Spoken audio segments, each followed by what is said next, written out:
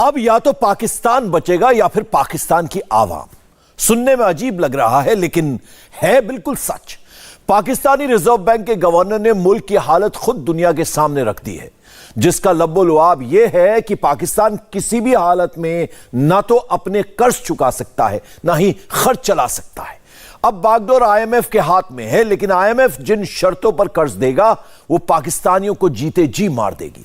खाना पीना, diesel, petrol, बिजली, सबकी कीमतें 2 गुनी से 3 गुनी तक बढ़ जाएगी। वैसे भी पाकिस्तान में ना खाना बचा है, ना पेट्रोल, ना बिजली। और कल सुबह हुए ब्लैकआउट के 48 घंटे के बाद भी बिजली पूरी तरह से बहाल नहीं हो पाई है।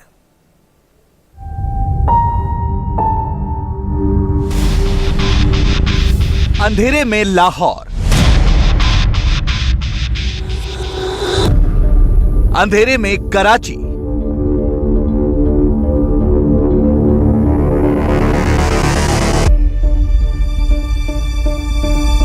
अंधेरे में क्वेटा, अंधेरे में पेशावर, गर्त में गया पाकिस्तान।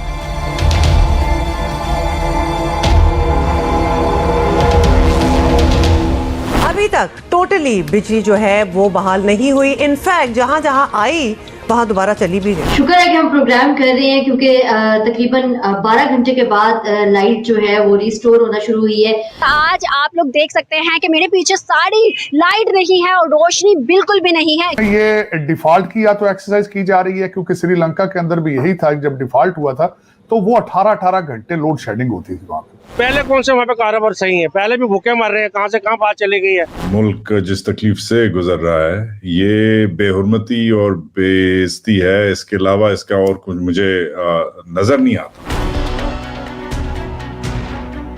पाकिस्तान के शहरों में छाया ये अंधेरा अगले कुछ दिनों में तय होने वाली उसकी किस्मत का ट्रेलर है।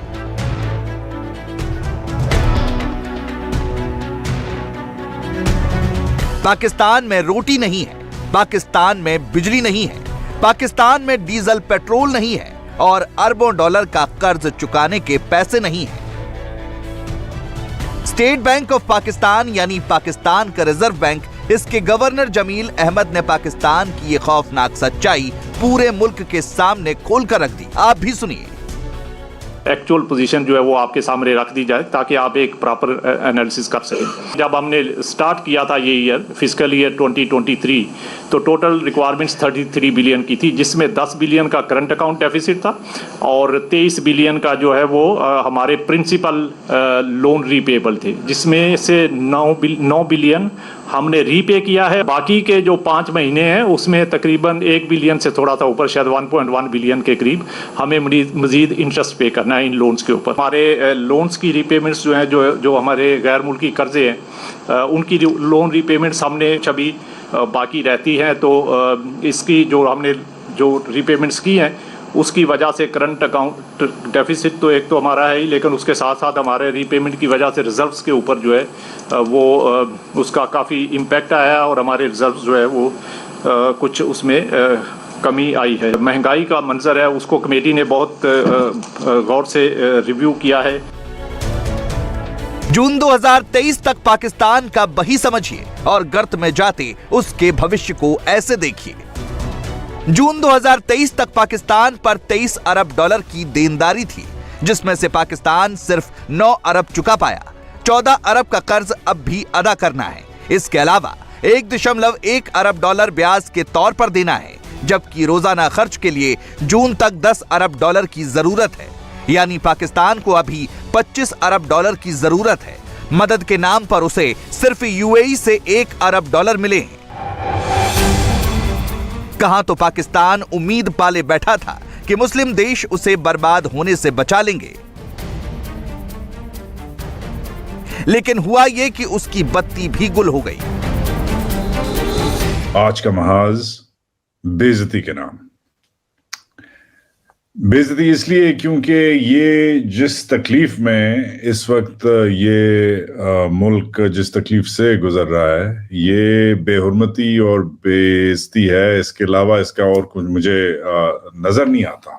ये जो बिजली बचाओ वाले जो ये बेवकूफ़ी जो बेवकूफ़ मुहिम जो इन्होंने शुरू की है, जिसमें रेस्टोरेंट्स बंद हैं, शादी हॉल बंद हैं, खुद तो ये सब 2-2, 3-3 शादियां करके बैठे हैं, हम नहीं कर सकते। तो ये जो बिजली बचाओ मुहिम है, इसमें इन्होंने ग्रिड बंद तो कर दी, मगर इन्होंने आपका अल्लाह भला करे उसे ऑन नहीं कर सके।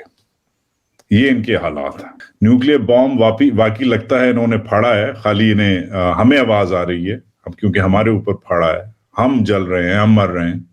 क्योंकि अभी मैं इस्लामाबाद से आया हूं और नहीं लगता कि उधर कुछ भी हुआ है। तबाही से बचने के लिए पाकिस्तान को अब IMF के पास जाना होगा, लेकिन IMF की शर्तें इतनी कड़ी होंगी कि वो पाकिस्तान की आवाम की कमर तोड़ देंगी।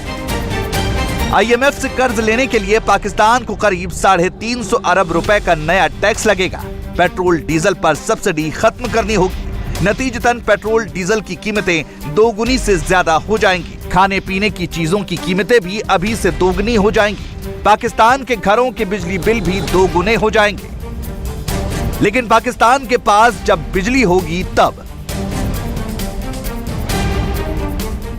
साजिद साहब, आज शुक्र है कि हम प्रोग्राम कर रहे हैं, क्योंकि तकरीबन 12 घंटे के बाद लाइट जो है वो रिस्टोर होना शुरू हुई है।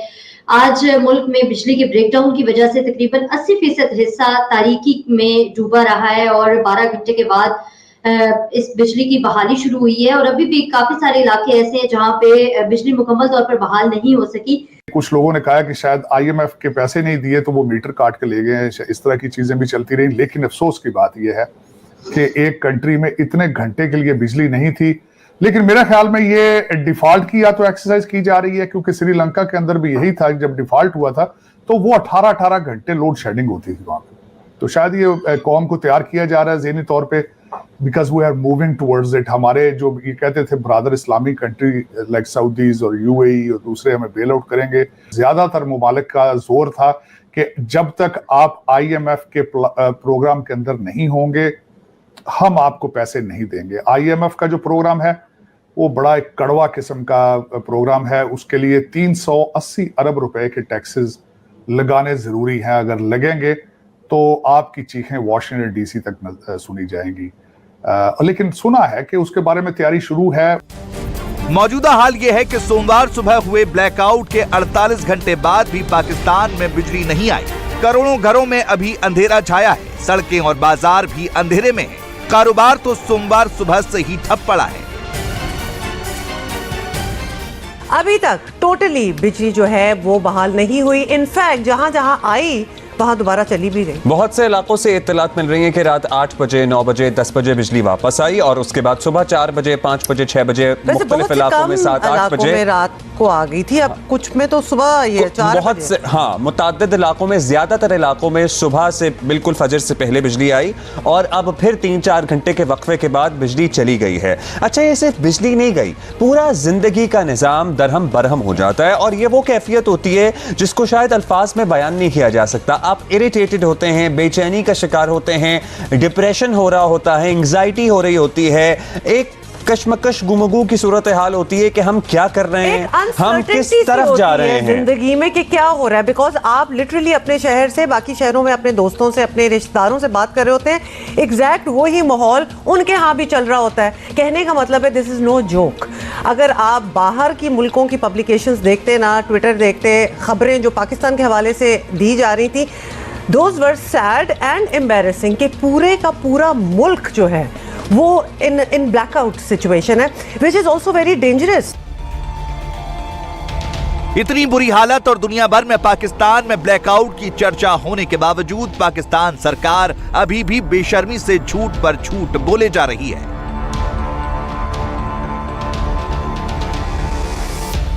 ऊर्जा मंत्री खुर्रम दस्तगीर ने पहले कहा था कि बिजली 12 घंटे में बहाल हो जाएगी। अब कह रहे हैं 72 घंटे लगेंगे।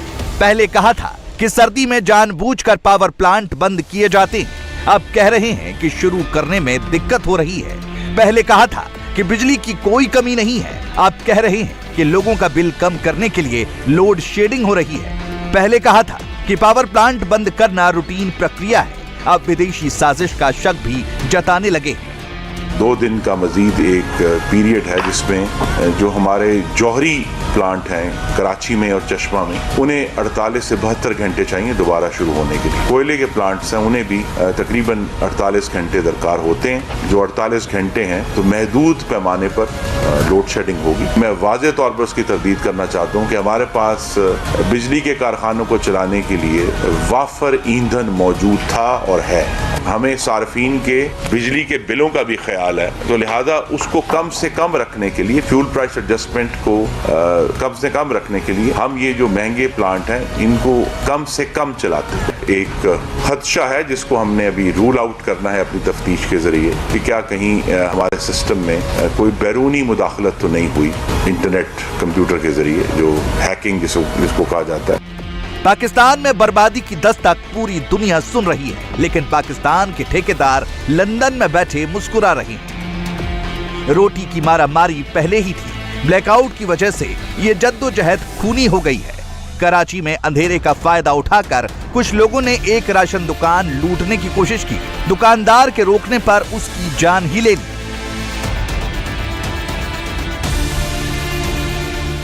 आज आप लोग देख सकते हैं कि मेरे पीछे सारी लाइट नहीं है और रोशनी बिल्कुल भी नहीं है, क्योंकि पाकिस्तान में सुबह 7:30 से लाइट नहीं आ रही, ना पानी है ना बिजली है, और उसके अलावा कारोबारी हालात बहुत मुतासिर है। सिर्फ लाहौर के अंदर ही बहुत से सिटीज के अंदर बिजली नहीं है। कुछ पहले कौन से वहाँ पे कारोबार सही है, पहले भी भूखे मर रहे हैं, कहाँ से कहाँ बात चली गई है, उनको अपनी पड़ी हुई है। अवाम के लिए बैठाया, जितने भी बैठे हुए अवाम के लिए क्या करते हैं, इनसे एक सवाल ये पूछे ना कि तुमने अवाम के लिए क्या किया है। हम फारग बैठे हुए हैं, कोई काम नहीं किया हमने अभी तक, और आपके सामने ये लेबर भी है जिनको हमने डेली बेस खर्चा देना है, तो लाइट की वजह से काम भी कोई नहीं किया हमने। इधर तो पानी भी नहीं है, ना बिजली है, ना पानी है, ना गैस है। क्या लगता है 75 सालों में हम लोगों ने आखिर किया क्या जो आज ये हालात? रिवर्स गियर लग गया है। पत्थरों के दौर में जा रहे दोबारा। क्या लगता है पाकिस्तान इस बिना पे मिला? नहीं जी, पाकिस्तान जिस बिना पे मिला वो तो कोई चीज भी हमें नहीं मिली। अंग्रेजों से आजाद हो गए, अब खानदानी सियासत में हम कैद हो गए हैं। रोजी रोटी बंद है, जो मजदूर काम कर रहा है उसकी तनख्वाह नहीं है, हमारे खुद पूरे खर्चा नहीं हो रहे। तो अब गवर्नमेंट से ये अपील कर सकते हैं, अपनी जो बदमाशियां हैं, अपनी अयाशियां हैं, जो अपना प्रोटोकॉल है उसको खत्म करे। ना पानी आ रहा है, ना बिजली आ रही, ना गैस आ रही है, किसने परेशान किया वो हद से ज्यादा। पाकिस्तान के एक तरफ कुआं और एक तरफ खाई के हालात हैं। सालों साल तक कर्ज लेकर खर्च चलाने और नया कर्ज लेकर पिछला कर्ज चुकाने की नीति ने पूरे मुल्क को तबाही की कगार पर खड़ा कर दिया है। महंगाई सारे रिकॉर्ड तोड़ चुकी है। खाने पीने की चीजों से लेकर बिजली, गैस सब कुछ खत्म होने की कगार पर है और पाकिस्तान के पास खरीदने के पैसे नहीं बचे। पाकिस्तान के दिल लाहौर में भी महंगाई को लेकर मर्द और खवातीन सड़कों पर आ चुकी हैं। कमर तोड़ महंगाई है जिससे हर तबका मुतासिर है, औरतें मुतासिर हैं। घरों में गैस नहीं मिल रही, आटा नापैद है, चीनी नापैद है, यानी कि खाने पीने की अशिया जो हैं, खुर्दनी तेल इतना महंगा हो गया है कि लोगों की पहुंच से बाहर हो रहा है। सच्ची बात यह है कि ये आज एक मेरी बहुत अच्छी बहन ये बात कह रही थी कि अब हाल तो यही है कि नमक मिर्च मिलाएं और रोटी पकाकर बच्चों को खिलाएं, यानी कि ये सूरत हाल हो चुकी है। जैसे प्रोटेस्ट लाहौर में हो रहा है, ऐसे गिलगित में, बलूचिस्तान में, आपको पता होगा सिंध में प्रोटेस्ट हो रहे हैं। ये हकीकत है कि इस वक्त पूरे पाकिस्तान में प्रोटेस्ट हो रहा है। ग्वादर के अंदर हक दो ग्वादर तहरीक चल रही है, दबाया जा रहा है, कवर नहीं किया। हाँ जी, हक दो ग्वादर तहरीक जारी है। और वो तहरीक क्या है?